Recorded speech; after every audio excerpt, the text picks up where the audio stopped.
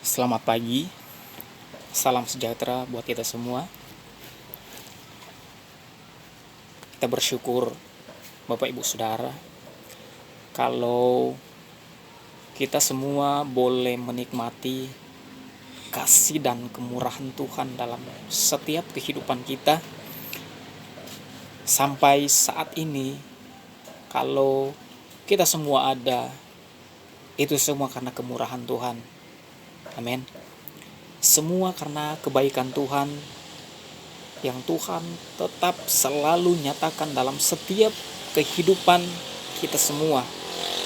Baik itu orang yang percaya kepada Tuhan maupun mereka yang tidak percaya kepada Tuhan, Tuhan tetap menyatakan kasih dan kemurahan Tuhan dalam setiap orang yang ada di muka bumi ini. Amin. Nah, Bapak Ibu Saudara yang diberkati oleh Tuhan,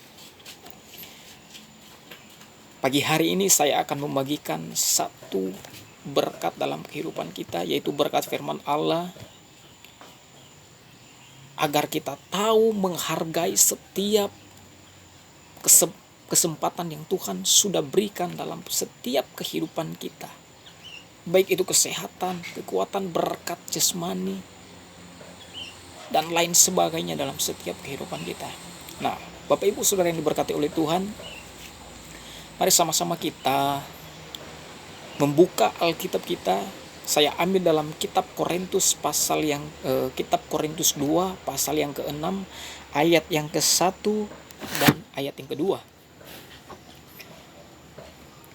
Korintus 2 Korintus pasal 6 ayat 1 dan 2. Firman Allah berkata begini, Saudara. Dengan judul perikop Paulus dalam pelayanannya. Ayat 1, sebagai teman-teman sekerja, kami menasihatkan kamu supaya kamu jangan membuat menjadi sia-sia kasih karunia Allah yang telah kamu terima. Ayat 2, sebab Allah berfirman, pada waktu aku berkenan aku akan mendengarkan engkau, dan pada hari aku menyelamatkan aku akan menolong engkau. Sesungguhnya waktu ini adalah waktu perkenanan itu. Sesungguhnya hari ini adalah hari penyelamatan itu. Nah, Bapak Ibu Saudara yang diberkati oleh Tuhan, Rasul Paulus menegaskan kepada orang-orang di Korintus, jemaat yang ada di Korintus, di mana mereka dalam 1 Korintus di sana dikatakan mereka adalah orang-orang yang penuh karunia, dipakai Tuhan. Mereka adalah orang-orang yang hebat. Mereka adalah orang-orang yang sangat luar biasa. Mereka pandai. Mereka mempunyai segalanya, Saudara. Tetapi ketika mereka memiliki dalam hidup mereka karunia-karunia yang Tuhan sudah berikan dalam kehidupan mereka, maka timbullah dalam kehidupan mereka yaitu kesombongan. Mulai ada di antara mereka perpecahan. Sebab itu Rasul Paulus mengingatkan mereka, jangan ada perpecahan di antara mereka, tetapi mereka harus sepikir, seia sekata, sama-sama melayani Tuhan. Tetapi orang-orang yang ada di Korintus pada waktu itu, ketika Tuhan menaruh karunia-karunia dalam kehidupan mereka, mereka hebat, mereka luar biasa. Tetapi toh mereka mulai menimbulkan kesombongan-kesombongan dalam kehidupan mereka. Mereka merasa diri mereka hebat dari orang lain, saling menjatuhkan satu sama yang lain, iri hati satu sama yang lain. Nah, Rasul Paulus mengingatkan kepada mereka ayat ini. Di sini dikatakan sebagai teman-teman sekerja, kami menasihatkan kamu supaya kamu jangan membuat menjadi sia-sia kasih karunia Allah yang telah kamu terima. Nah, Bapak Ibu Saudara yang diberkati oleh Tuhan, kenapa Rasul Paulus mengingatkan kepada mereka untuk mereka jangan menyia-nyiakan kasih karunia Tuhan yang sudah sungguh luar biasa Tuhan berikan dalam kehidupan mereka.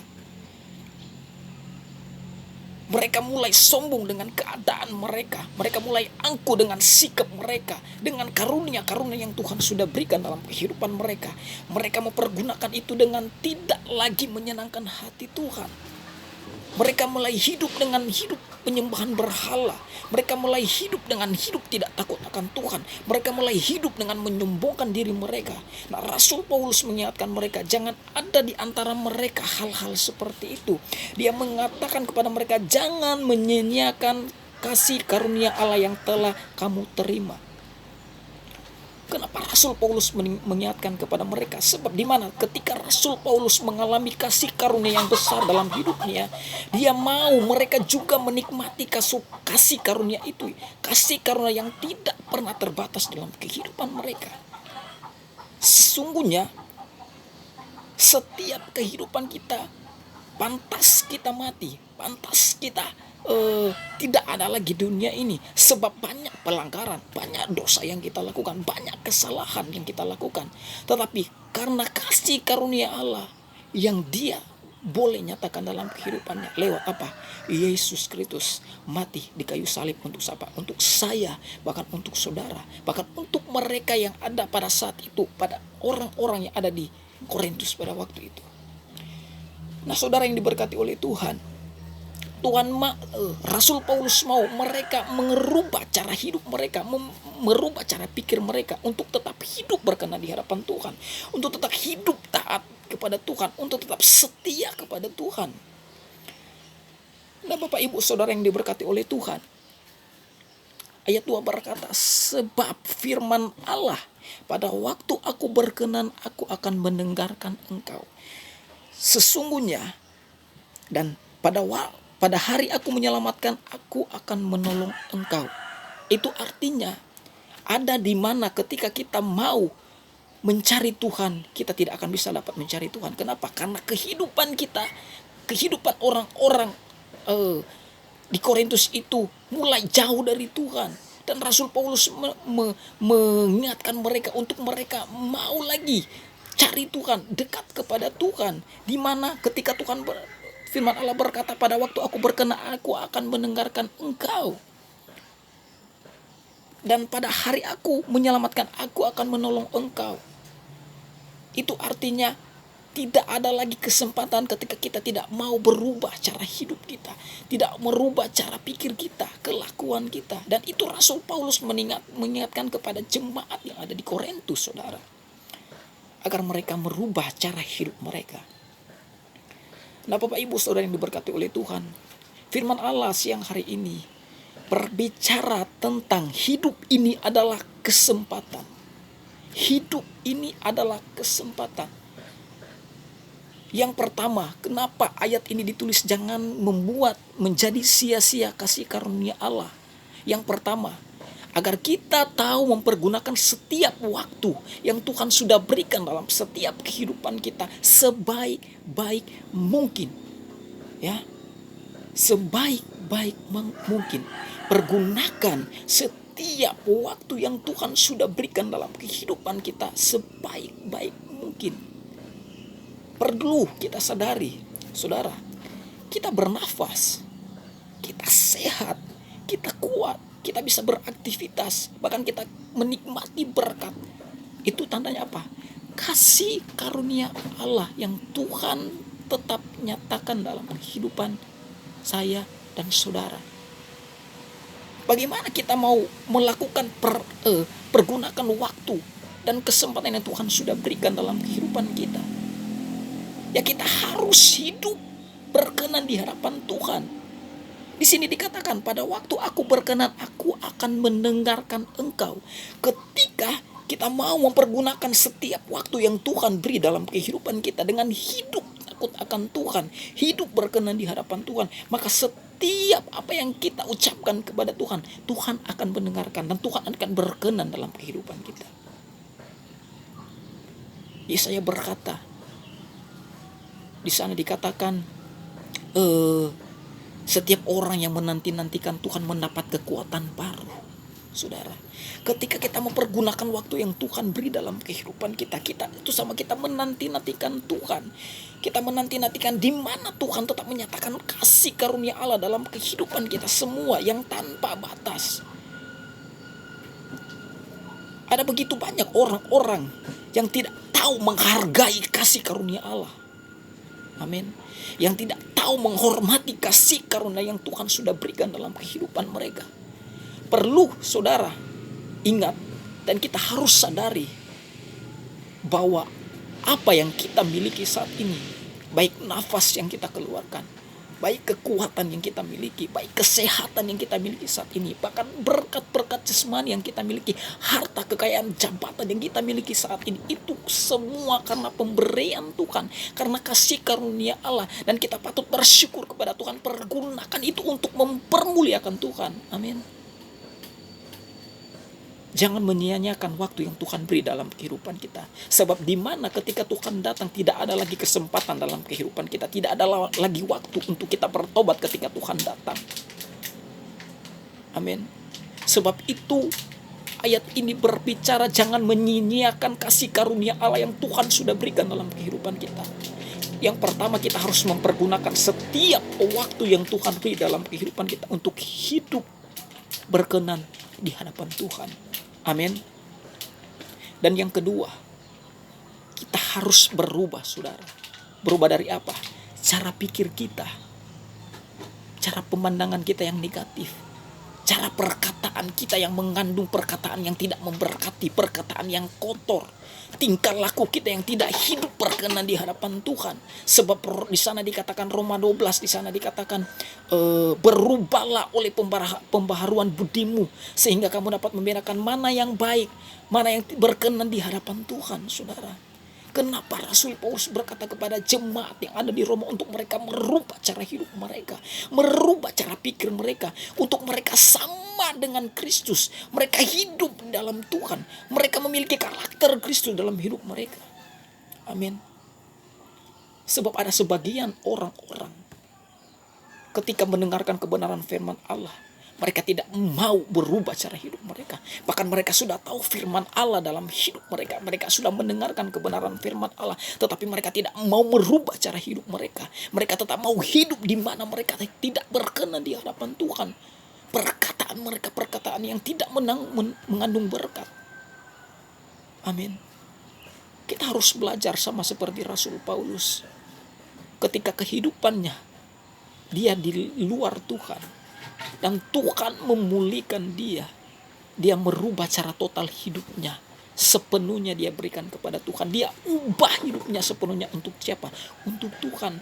Dia mau hidup berkenan di hadapan Tuhan. Dia mau mempergunakan setiap waktu yang Tuhan beri dalam kehidupannya untuk tetap setia kepada Tuhan. Sebab dia menyadari, di sana dikatakan, karena kamu telah lunas dibayar, saudara. Kita telah lunas dibayar, tidak dengan barang yang harta yang mahal, tidak dengan berlian, tidak dengan emas. Kita adalah orang-orang yang bergaransi telah lunas dibayar. Tidak seperti barang yang harus kita kredit, tidak, saudara.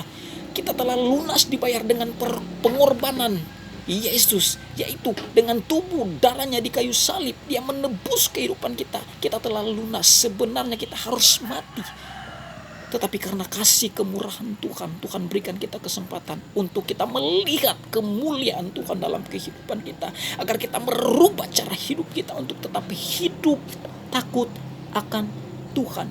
Merubah cara hidup kita yang tidak baik menjadi baik, saudara. Yang tidak berkenan harus berkenan di hadapan Tuhan. Yang tidak kudus harus hidup kudus. Amin. Gunakan perkataan kita, perkataan mengandung perkataan berkat. Setiap telinga yang kita dengar yang tidak mengandung berkat, kita buang, saudara. Biar itu menjadi motivasi dalam kehidupan kita. Dan kita tetap berubah cara hidup kita, berubah sepenuhnya totalitas hidup kita untuk hidup taat dan setia kepada Tuhan. Itu yang kedua, Tuhan mau dalam kehidupan orang-orang percaya untuk mereka tetap berubah cara hidup mereka, mencari cara hidup yang baik di hadapan Tuhan. Dan yang ketiga, hidup sesuai dengan firman Allah. Apa itu hidup sesuai dengan firman Allah? Dari setiap pandangan kita, dari setiap pendengaran kita, perkataan kita, bahkan seluruh perbuatan kita harus sesuai dengan firman Allah. Tuhan menuntut setiap orang-orang percaya untuk tetap hidup dengan firman Allah, ada di jalur Tuhan. Saudara ingat ketika Tuhan memakai Yosua dalam pelayanannya untuk memimpin bangsa Israel. Allah berfirman kepada Yosua, dengarkan kitab ini dan lakukan kitab firman Allah.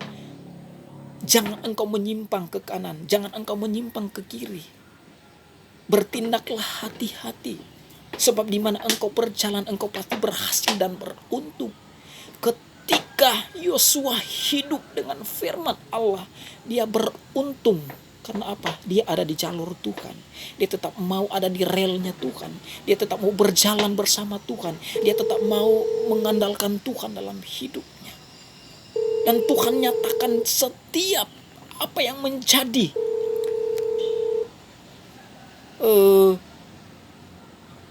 kerinduan Yosua. Dia boleh meraih kemenangan, membawa orang Israel keluar dari tanah Mesir ke tanah perjanjian. Karena apa? Dia hidup sesuai dengan firman Allah. Menjadi pertanyaan dalam setiap kehidupan kita. Maukah kita hidup dengan sesuai firman Allah, Bapak Ibu? Saya mau katakan, saya juga mau hidup sesuai dengan firman Allah. Sebab dimana ketika kita hidup sesuai dengan firman Allah, maka janji Tuhan, sorga yang kekal akan kita terima nanti ketika kita ada di jalur Tuhan. Ketika kita mempergunakan waktu yang Tuhan beri untuk hidup berkenan di hadapan Tuhan. Dan kita berubah cara hidup kita dengan yang lama menjadi cara hidup yang baru, dengan hidup takut akan Tuhan. Maka setiap kehidupan kita, ketika kita mulai hidup dengan kebenaran firman Allah, kita ada di jalur Tuhan, maka saya percaya keselamatan kita akan terima. Sorga yang kekal akan kita raih saat ini. Sebab di mana dikatakan dengan ayat 2, sebab Allah berfirman, pada waktu aku berkenan, aku akan mendengarkan engkau. Dan pada hari aku menyelamatkan, aku akan menolong engkau. Sesungguhnya waktu ini adalah waktu yang waktu perkenanan itu. Sesungguhnya hari ini adalah hari penyelamatan itu. Ketika kita hidup dalam kebenaran firman Allah, Bapak Ibu Saudara, maka keselamatan akan kita terima. Maka janji Tuhan akan kita terima, saudara. Mulai kita hidup dengan Tuhan. Hidup sungguh-sungguh kepada Tuhan. Hidup berkenan di hadapan Tuhan. Kita harus ubah cara hidup kita, agar kehidupan kita hidup berkenan selalu di hadapan Tuhan. Tuhan memberkati kita semua siang hari ini. Biar berkat firman Allah ini menjadi kekuatan dalam kehidupan kita. Biar kita tetap setia kepada Tuhan, mengiring akan Tuhan. Tetap semangat. Tuhan Yesus memberkati. Haleluya, puji Tuhan. Amin.